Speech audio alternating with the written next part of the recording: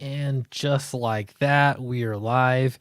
Welcome everybody to Sweetcast. I'm Clint, and I'm going without picture today, and that's because I've been having some computer issues that I haven't even got around to even attempting to fix. But this kind of reminds me of how it used to be. When I first started making videos, I never showed my face actually. Nobody knew my name. And then I started saying Clint, like just first name. And then at some point I was thinking, if I'm going to be actually publishing books, comic books, it might be helpful to say my name. And so I started just, I guess self-doxed at that point. So everyone knew who I was, but it kind of made sense because I had already published some books in my name. So it'd be kind of weird to be starting from absolute scratch. So no regrets there. None, yeah, no regrets. Anyway, so I want to actually show you some stuff. So I'm going to do some screen sharing. So that'll be good. I probably better start now because if I don't share the screen and all you see is just my thumbnail, it's less interesting, or at least that's my theory. Let's see. Window, entire screen. There we go.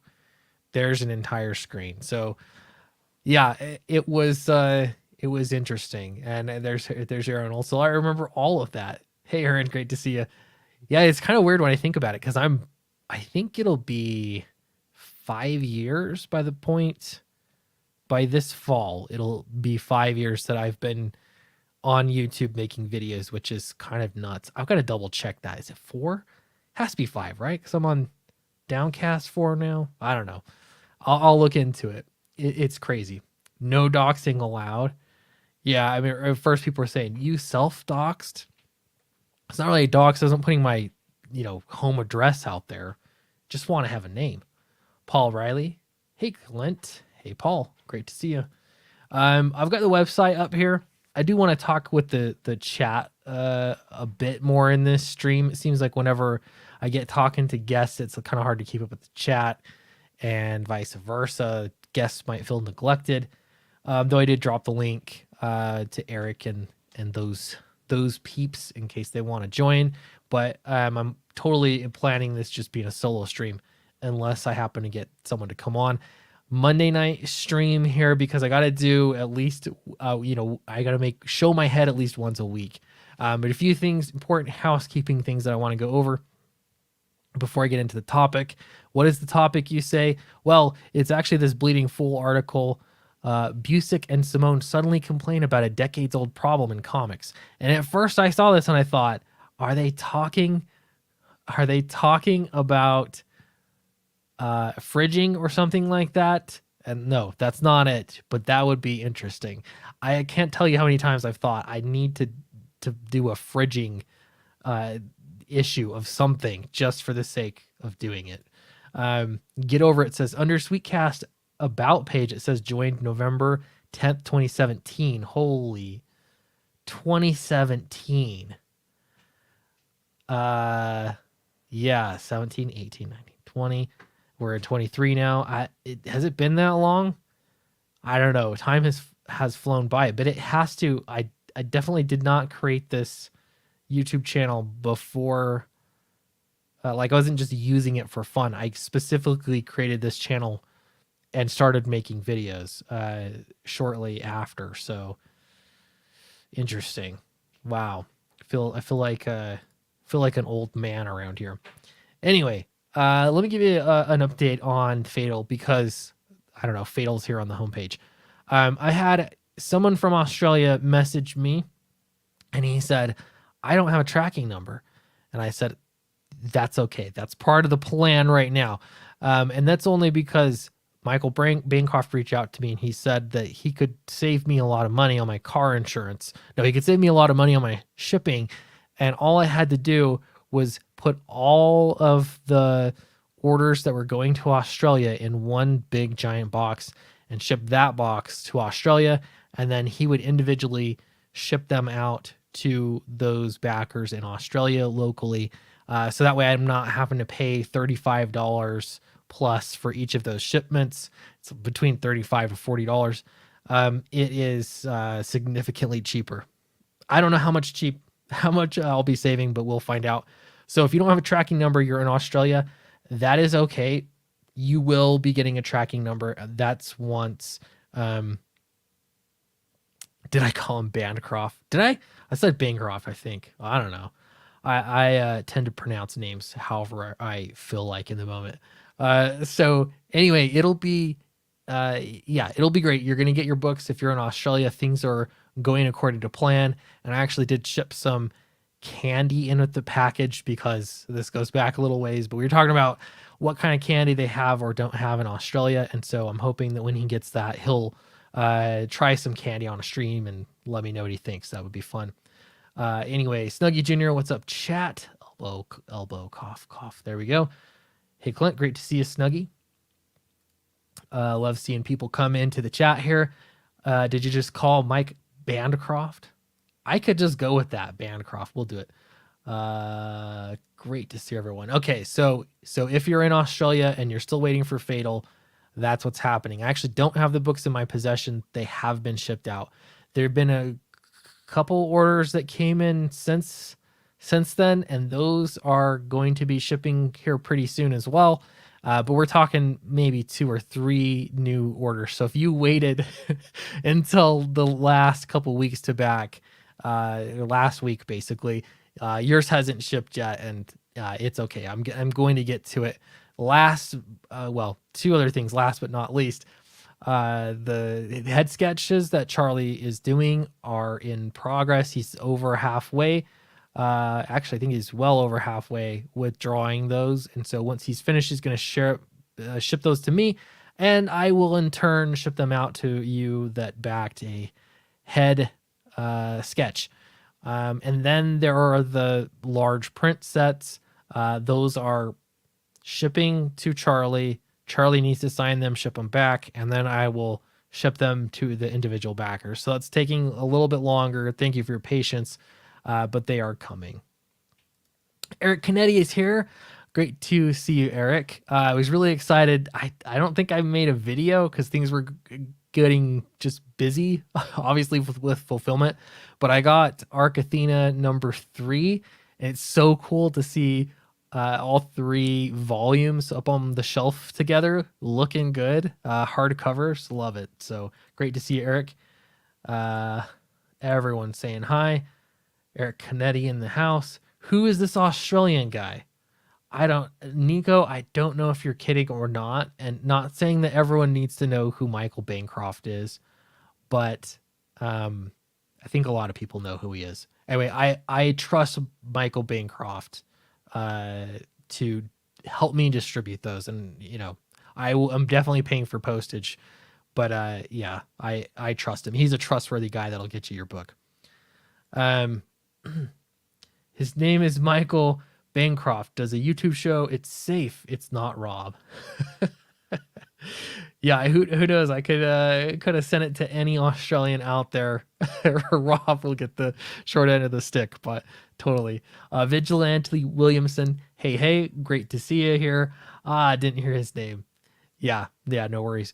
Okay, so not the cheese. This okay, so moving on, sweetcomicshop.com. I actually already started building out the campaign page in here, and it's fairly straightforward to put together.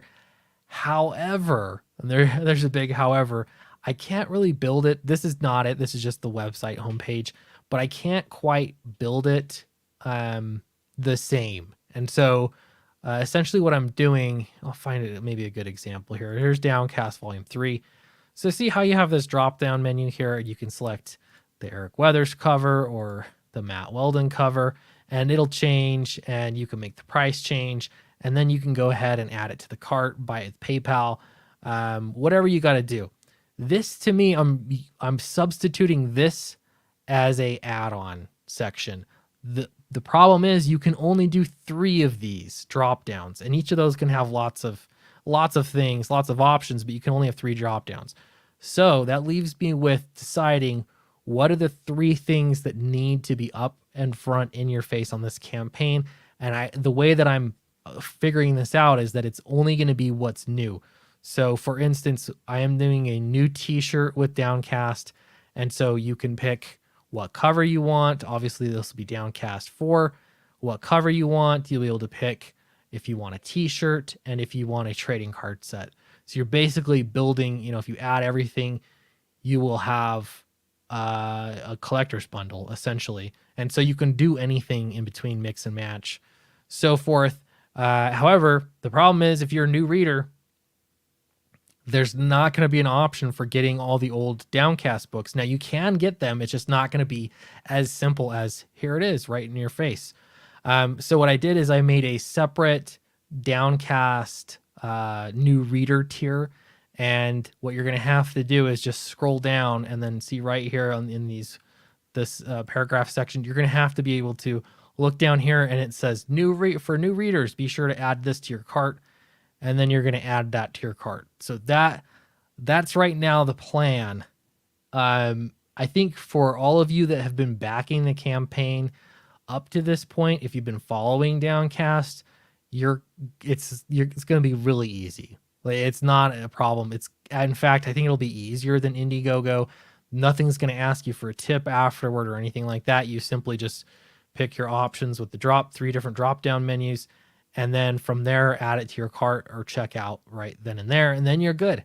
Like there's nothing else that you have to do. If you're a new reader or you want to go back, you're just going to have to be able to click on the little new reader section that'll take you to a new page, or go ahead and click on catalog.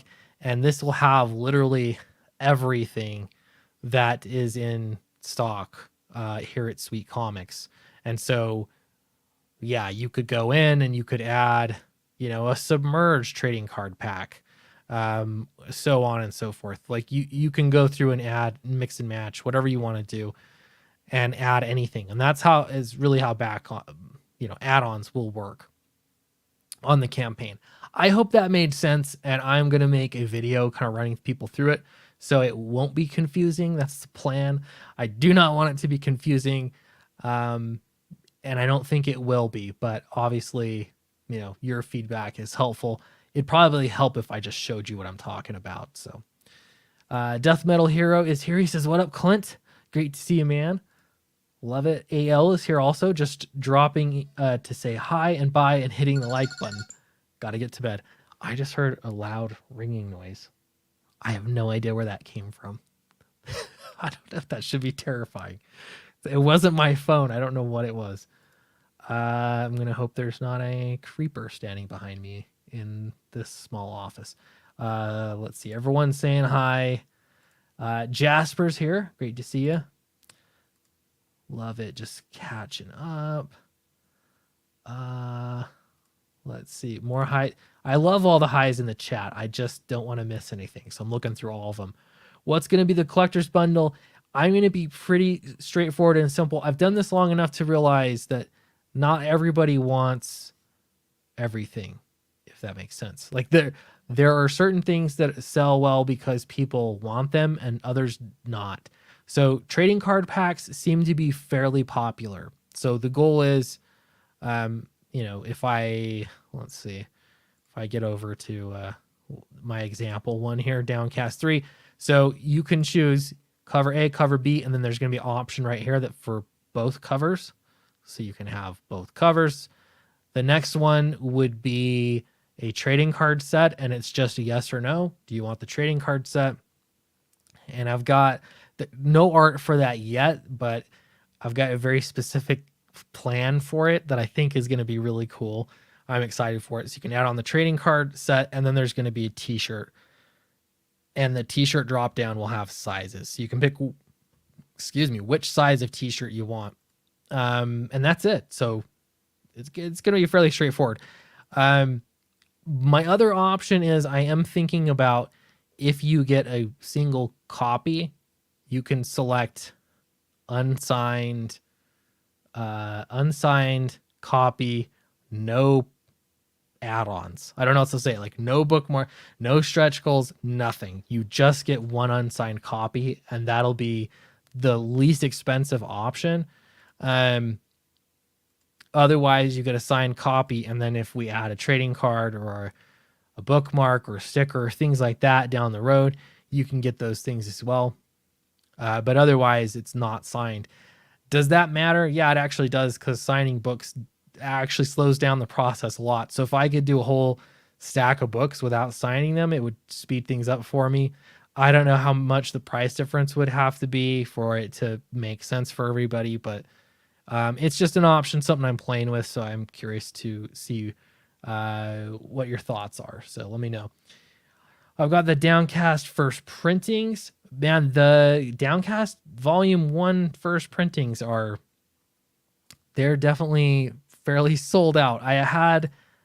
Not too long ago, I posted a new, let's see, Downcast Volume 1. Here's the secret, guys. There is literally one copy of this left over right now. Downcast Volume 1, the Prestige edition with the Matt Weldon cover. There are not many of these. I think there's 2 of this version with the Nachos cover, but there's only 1 here. So if you are like, you got to be sticking with the original first printing. I'll just post the link here real quick, but you can back that. I posted it a little while ago. Most sold out. There were 4 copies, I think. 3 of them sold. A couple of these original covers. Both of these are first printing. They're just, the variant cover. Anyway, so there's one of these left. So if one of you want to pick it up, this is your last chance, because it's the last one, literally. All right, let's see. If we signed up for the Indiegogo, can we get the limited perk if we buy from your site? Yes. And that is absolutely what I want to talk about. That's actually a great segue. Because there are people signing up on the pre-launch page here, it's not that Indiegogo has made it searchable. It's that I have posted it on my page. People are getting Fatal. I think most people, the vast majority of people, have already received their copy of Fatal. And so, now they're open to backing another book. They want to make sure they get their the last book, which I totally understand. That makes sense. And so people are signing up to this pre-launch page. Now, as I've said, I am prioritizing Downcast for launching on my own site. But the nice thing is that despite the flaws of Indiegogo, when you sign up for this pre-launch page, that information is still totally free for me to use. I don't have to use Indiegogo to be able to know that you're on this list. I still get to get your email address, put it on my mailing list, and send you something out. So the way that'll work is there's not really a secret perk, though. Technically, I guess I could create a separate page as a secret perk, but I think that the way to do it is I'm actually going to send out a code, like a discount code, that you would put on your perk here, which will, I think, make it pretty easy. So you just copy and paste that code, and if you have that code, you get, maybe it's a bit of a discount. That's what I would usually do. And maybe you get something in addition to, what you would normally get. So I want to make it pretty easy, but that, I think, is a super easy route to go, is just give you a discount code, a secret code that you can put in, and then you can still back in the same campaign. It'll look the same. Hope that answers your question. Let's see. F Scummy Go-Go. I gotta tell you, I just have a bad taste in my mouth when I want to launch the campaign, but I can't even search for my pre-launch page. That's not encouraging. That's not cool. The horror version of Downcast will be called Deathcast. That would be cool. I'd read that. Sup, Clint? Hey, chat. Great to see you, Pedro. Just catching up with everybody. Love it. Love everyone hanging out and talking. Okay, cool. I think we're caught up. No bookmarks, heresy. The bookmarks, yeah, I mean, if you want a bookmark, then you wouldn't go for that unsigned version, I suppose. And I don't know 100% that I'm going to do that. It's just right now a concept that you can get the book slightly cheaper if you go with the unsigned version. So, anyway, CB Smallwood is here. Great to see you. All right, so let's get in. Oh, I want a bookmark. All right, I love bookmarks too. So I know they're not for everybody, but to me, for the expense of printing them, they're really fairly cheap. I think they cost less than a trading card does. So it's like, why not? All right, so here is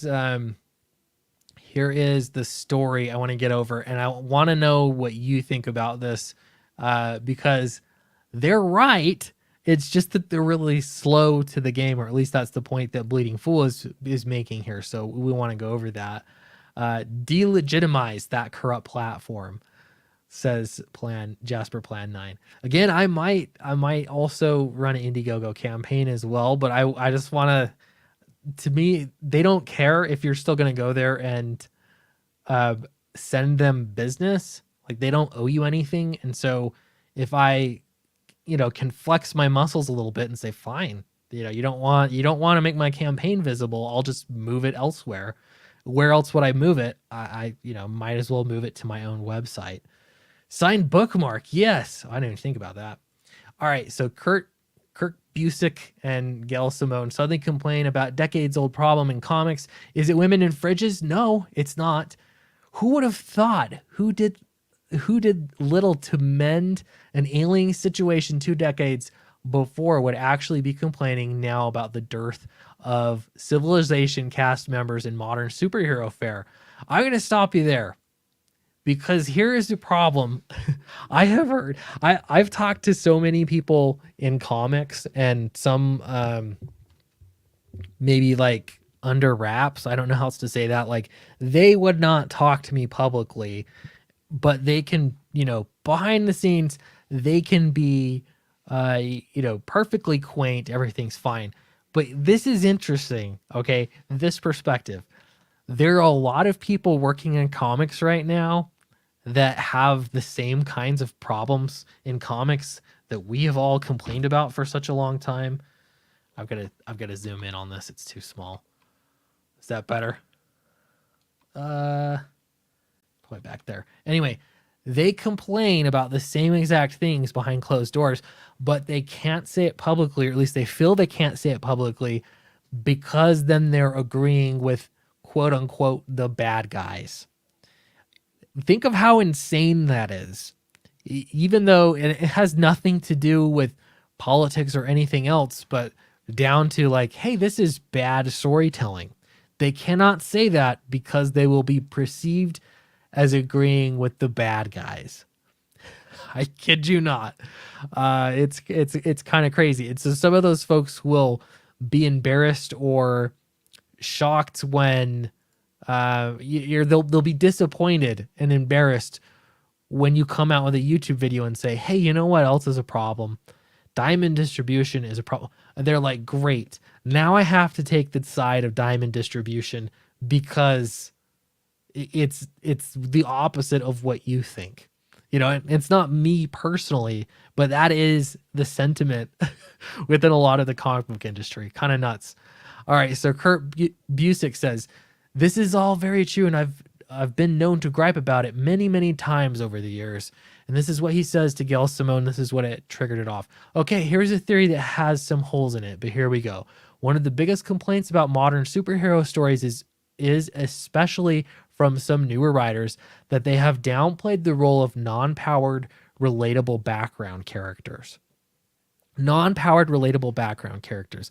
And it's funny because I just got finished assembling that entire run, the Tom DeFalco run of The Amazing Spider-Man, where he gets the black suit, and it's really, that whole run can be defined by a few things. One is the black suit. Two is MJ's history and her past. It's what made MJ the deep character that she is now. Like it gave her depth and intrigue as a character. And when you flip through those pages, you might think, but it's not, I want more superhero, I want Spider-Man dressed up in this black costume fighting villains more. I don't want to see MJ on so many pages. But that's what made it so interesting. And those are some of the things that made it into the Spider-Man movies, like because it was interesting. Their characters, the interplay. There's more than just these superficial traits. And yeah, I'm adding way more on to what Gail Simone actually said here, but it's the same argument. I mean, this is just stumbling across it in a different route, perhaps. They've downplayed the role of non-powered relatable characters. So the amazing part here too is that so many people go, they read this and they're missing the point. Totally. Let's see here. Gil forgot how to write anything worth reading a long time ago, and Busick is too busy being pissy online to write anything good anymore. There we go. And there's a second to that. Indiegogo has been disappointing lately. Yeah, I don't know what the what was for, but I hear you. Yeah, so here we go. John, again, most of these people, I don't know who they are. Not important.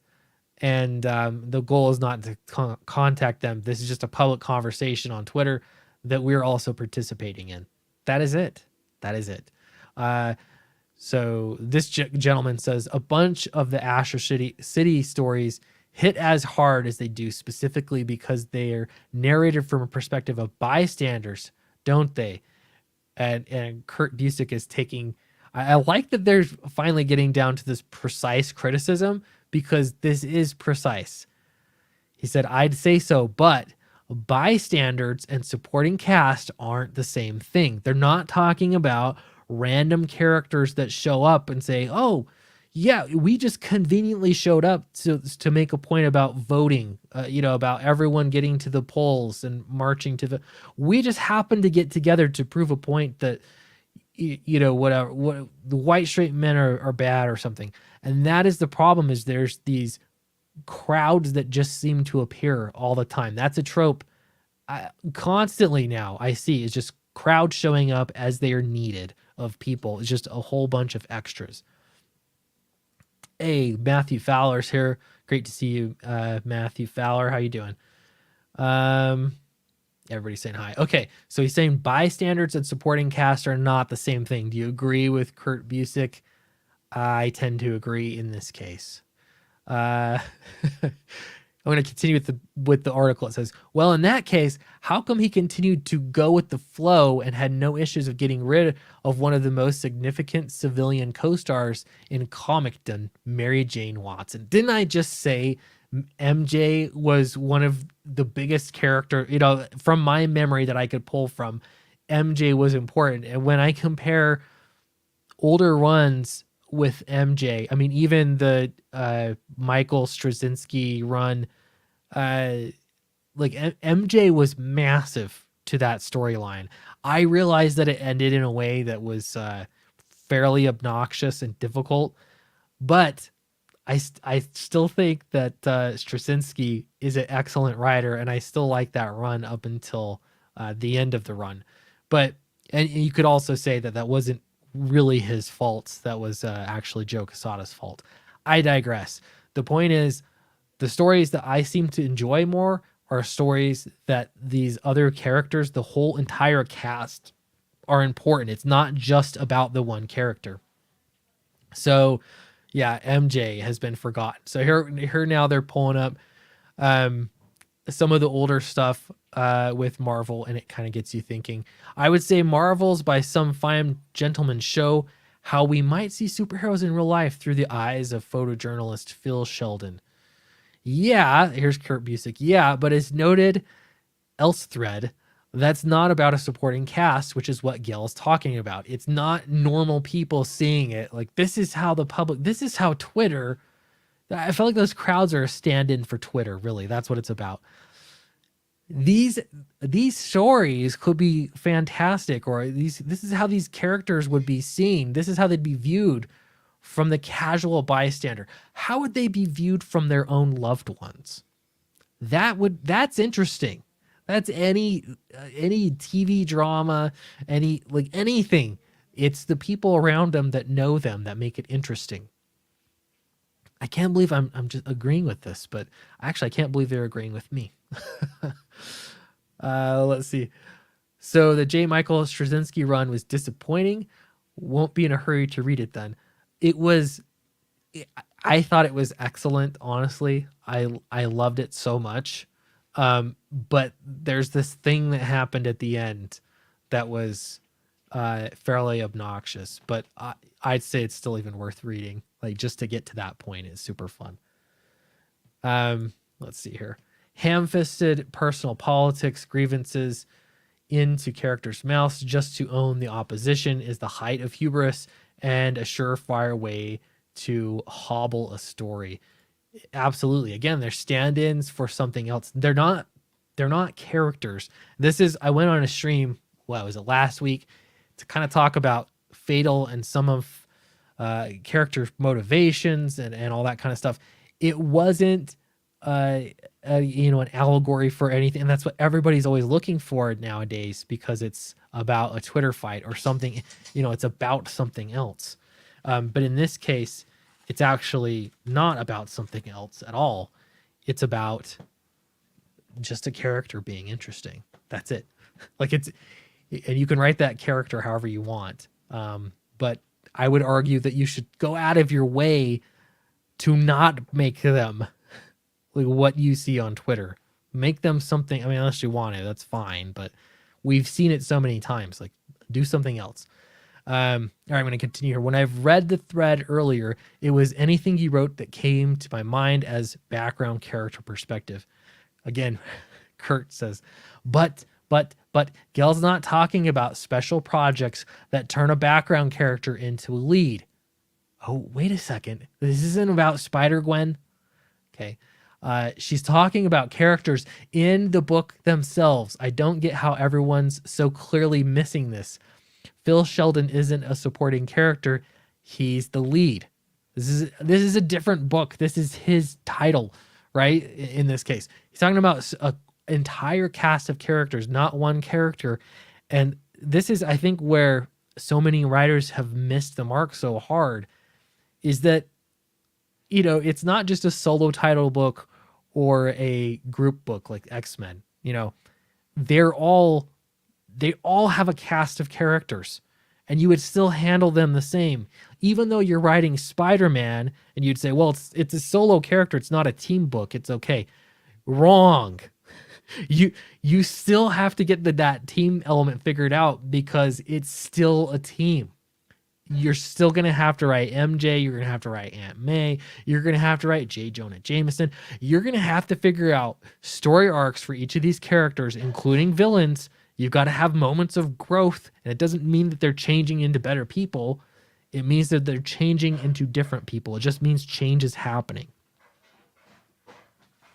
And if you can't get that down, why are you even writing? There are very few books that only really truly have one character.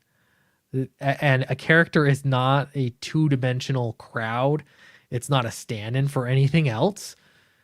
A character, again, has growth. You still have to figure out that character's story arc, and you got to do it with every single character. Those supporting cast members make it a team book.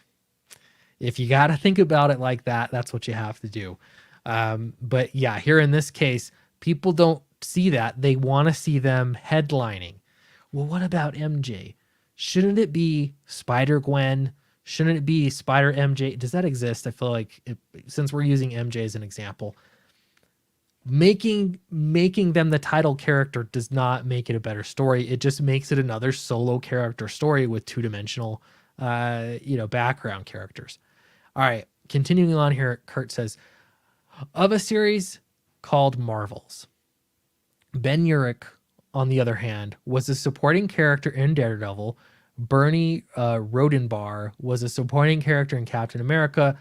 Tom Kamakul was a supporting character in Green Lantern. I've not read any Green Lantern. Is that a confession? So I can't speak to Tom. In those books, not outside them, in other projects. You're right. I mean, the biggest one that strikes me from this list is Ben Urich. That is, for Daredevil, he's such an important character. What was the one I just read? Born Again.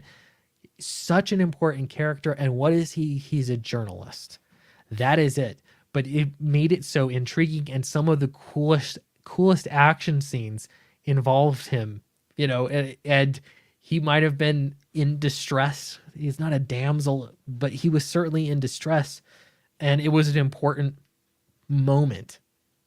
When you make all these other characters just not important, I don't know, it's like they want to lower the stakes.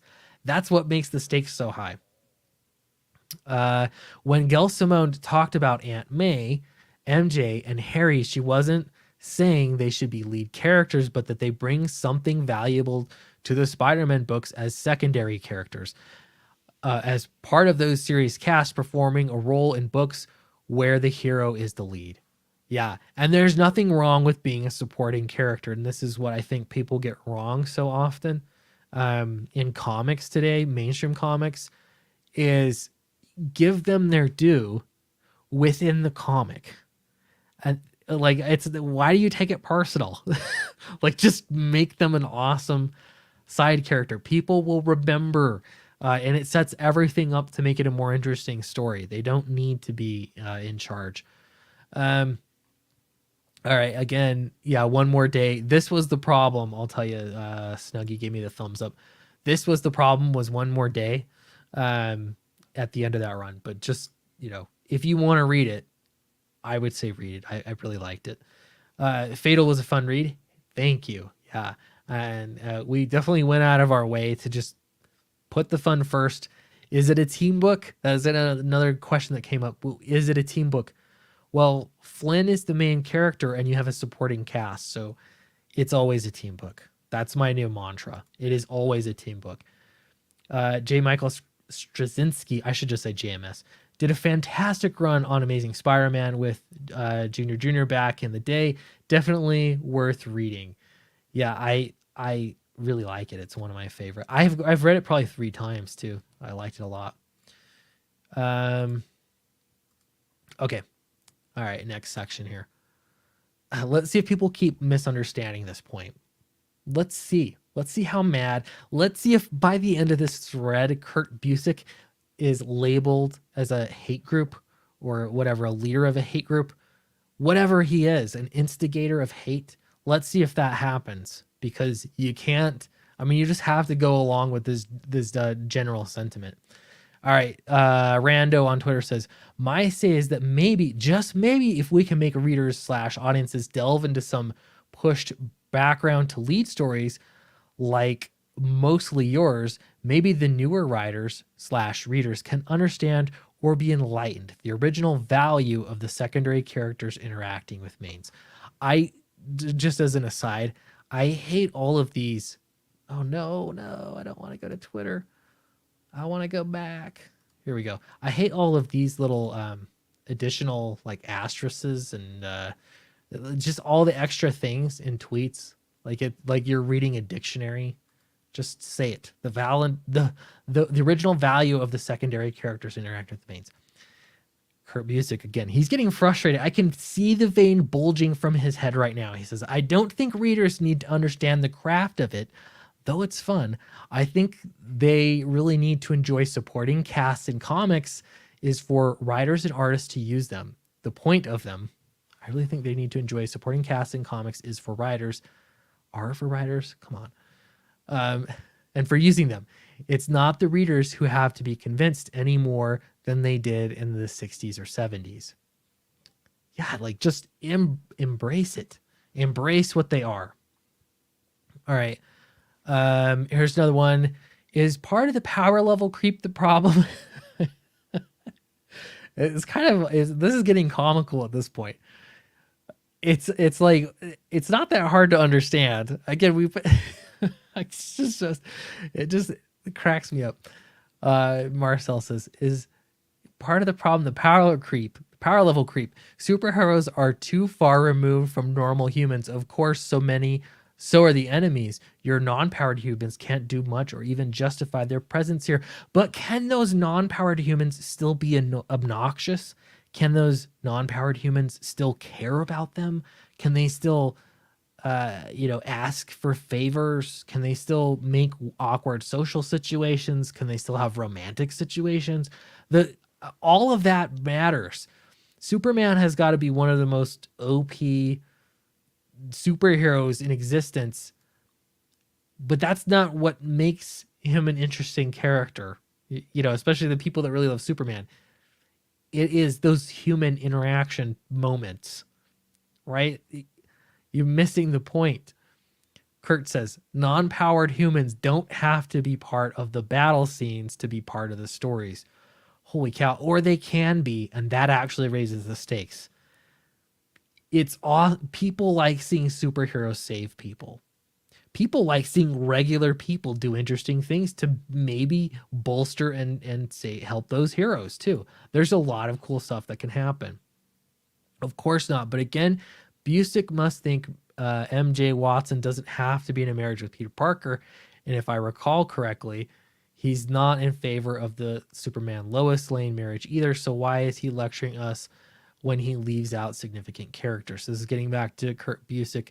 The interesting thing to me is I think a lot of the marriages in comics, because it's, hey, there's this romance arc and now it has ended in a marriage, and the thought process, I guess, is that once they're married, it's not that exciting. You want to move on.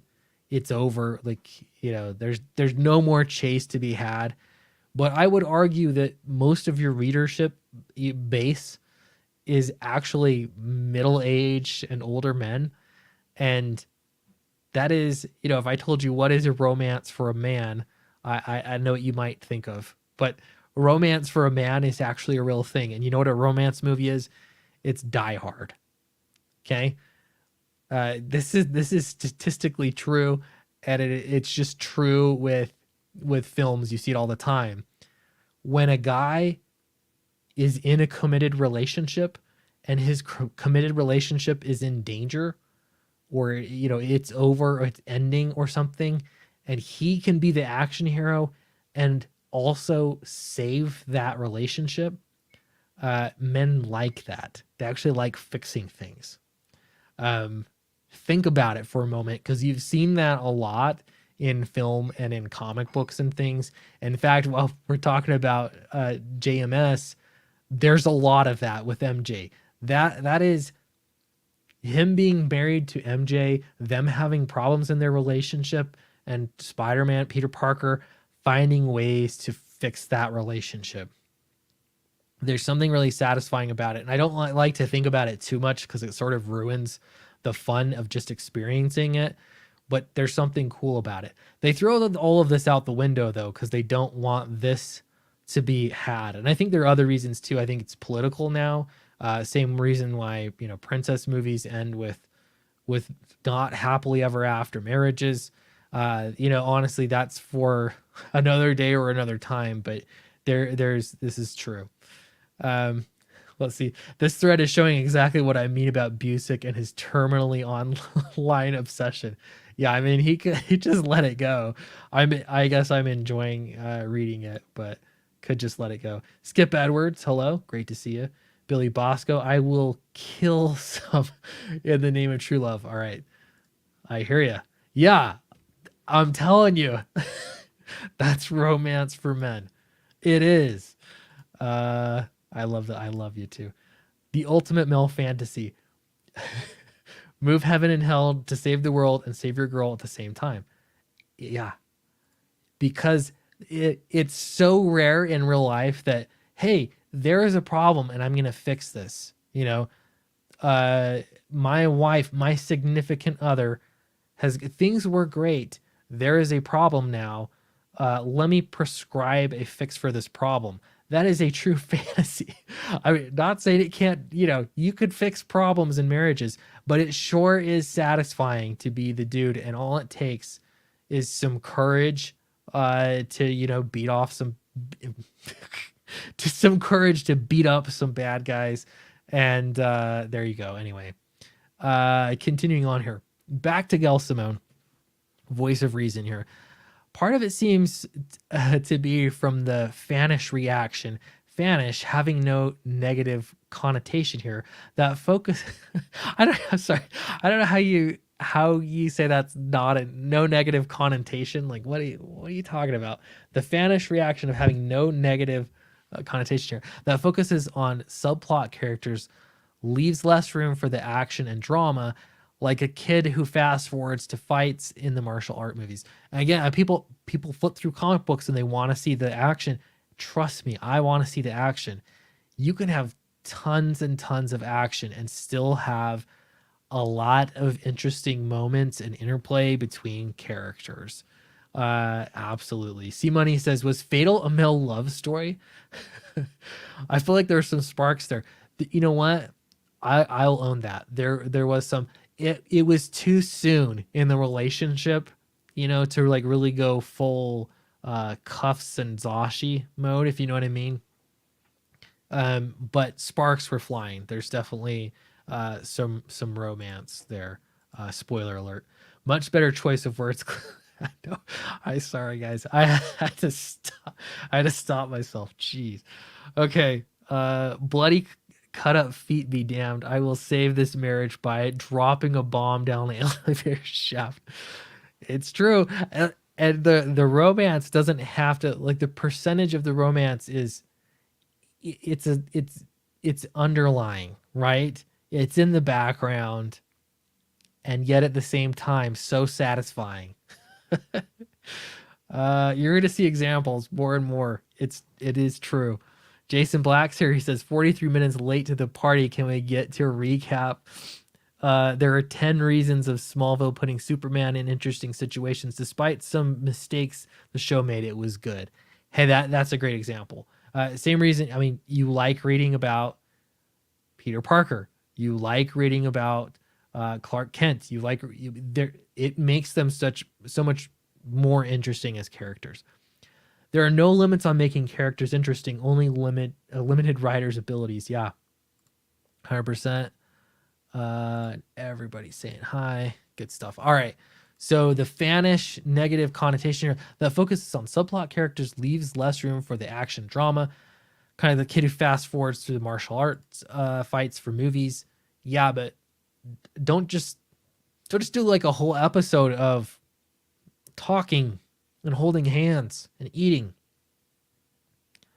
Weave it in. For heaven's sake. All right. Next one here says, but I can see it a lot in pitches and submissions from new writers and aspiring writers, artists too. Every pitch is Captain America fights Namor, and that is the entire story, which is fun sometimes, but it does keep long-term interest. Here's the thing though. If you are trying to break into comics, I've been there. Trust me, I am not trying to break into comics anymore. That ship sailed a long time ago when I just said I will do it myself. The point is though, when you're seeing what kind of stories are getting rewarded, if all you have to do is say, I'm going to make a new version of Spider-Man that we've never seen before. I'm going to take this supporting cast member and make them the main character. If that's all you have to do and that's what you're incentivizing, you're going to get more of just that. That's exactly what you're going to get. You're not going to get interesting conflict and interpersonal relationships and so on and so on. You're not going to get that because you're not paying for it. Gail continues, if a book is just Spider-Man versus Carnage and that's it, how long does that keep a reader's attention? We know Spider-Man isn't going to die or he's unlikely to lose. The stakes need to come from somewhere. And maybe just maybe these are writers that are submitting a story arc for an anthology that they have 8 pages to tell a story in. And maybe that's it. I would still argue you could do a way better 8-page Spider-Man. If I just had money to blow, I might just try that. Do an 8-page Spider-Man, hire a good artist, and just say, here's my own anthology fan fiction. It'd be a waste though. Like, what are you gonna do with that? But just to make a point, you could do it. You could do it and make some interesting interaction between characters that's worth something. Gail continues, for decades, all caps, much of the drama of Superman came from the cast of the Daily Planet. Spider-Man had his most devoted following when Aunt May and MJ and Harry were prominent. It gave context. It gave a reason for Spider-Man to care.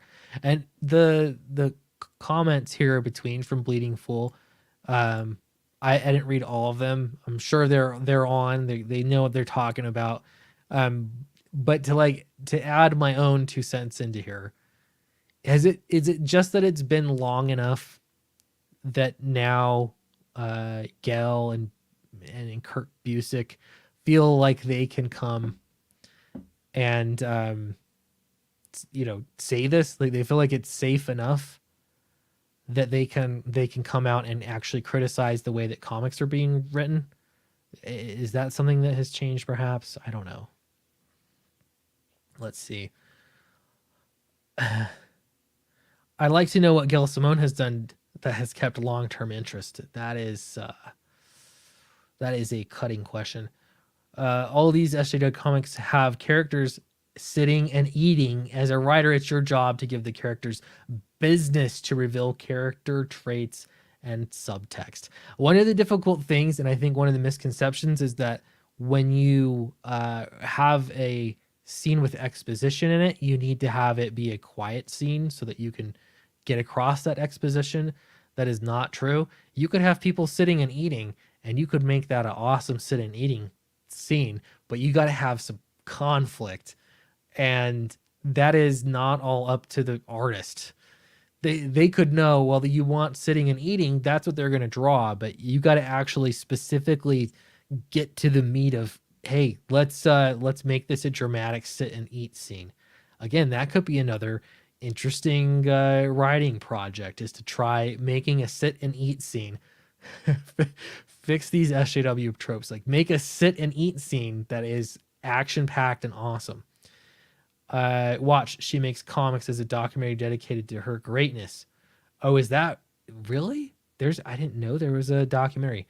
Because at this point, my pitch for Marvel would be Brett Booth draws classic Wolverine fighting classic Apocalypse for 100 pages. Don't even employ a writer, just have him draw 100 pages. Jason, don't tempt me, but I might buy that. Skip Edwards, I'm in. Yeah, you're selling us the idea, man. We're in. It hasn't done, yeah, nothing to maintain interest. All right. Gail continues. Comics aren't cheap. There's a lot of pressure to put something on the cover and solicit that is crowd pleasing and taste change. But I think of the first Donner Superman, the Rami Spider-Man movies, the romance, the risk, the drama comes from normal people. I don't think that was a change in taste. I think it was capitalizing on what you thought was a good political climate for fast, easy comic book sales. If you are a critic of the 90s and them overprinting and them going with, well, Superman died, Superman is not dead anymore, you're going for that kind of cheap knee-jerk reaction comic book sales. Surely you understand you're doing the exact same thing when in current year you're saying, hey, let's have Gwen be Spider-Man now. Hey, let's just make everyone gay. Let's just gender swap everyone. Let's just follow whatever's happening on Twitter and say something righteous, that people will like. That is no different. That's the same thing. Gail continues, and I feel like the movie universes are following this same pattern moving forward towards movies with fewer and fewer relatable non-combat characters. Maybe I haven't seen a Marvel movie in quite a while. I'm not gonna lie. All right. Oh my gosh, this just keeps going. I can't keep doing this. So let's looking at Bleeding Fool here. Gee, this gives her whole argument of a backhanded feel when those game-changing stories she said she loves were huge parts of the problem. So yeah, was this a part of the problem? And this is the problem. Part of the problem. This is the problem. People have been so critical, again, fridging, anything else, of the whole damsel in distress scenario. They've been so critical of that I think a lot of writers are afraid. If you're trying to get into Marvel Comics today, what is a safe route to go? Because you certainly can't make romance a part of the puzzle, because that has been deemed as sexist, or you're trivializing women, so on and so on. That's the problem. People they don't know how to. It's a mystery. So you can't now suddenly about face and get people to change the way that they write stories to try and appeal to Marvel and become a Marvel writer, you're just not going to be able to do it. It's not, won't happen. Let's see. Here we go. I think it's been said elsewhere in this thread that there can be a tendency to elevate background characters into heroes / villains.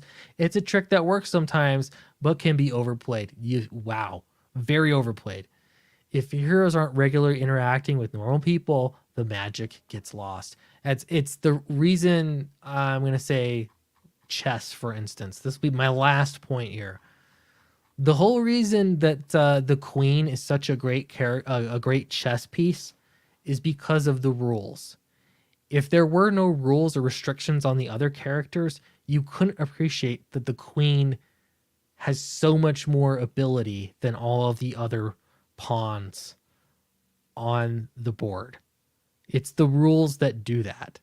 So when you're writing, and if the rules are that normal people can only do these normal things, yes, you're writing a comic book and technically you can make anything happen. Absolutely. But then you're just playing with a chessboard full of queens. They're all pawns in that case. It's not interesting. It's all the same. You need those pawns. You need the bishops. You need the rooks. You need all of those different pieces to make it an interesting game. This is not a difficult concept to understand, but culturally, when you're reading into it and saying, well, why is this character a pawn? That's so degrading to women. That's so degrading to, whomever. Because this character's a pawn. We need pawns. That's awesome. Because that makes the queen what the queen is. I like that. I'm gonna trademark that. Jason Black says the spectacle of those dramatic events was fueled by decades of interest and investment in the status quo of established characters. On a similar tangent, collectors' markets need long-running collections. They all can't be #1 issues. Oh, you're totally right. One of the most value issues is 287 and 584. Totally right, Jason. Death Metal Hero says, seems to me the biggest problem with the new writers for the big two is that most of them have never read a comic book, so they don't understand the beats / nuance that make it work. I think there's some of that too.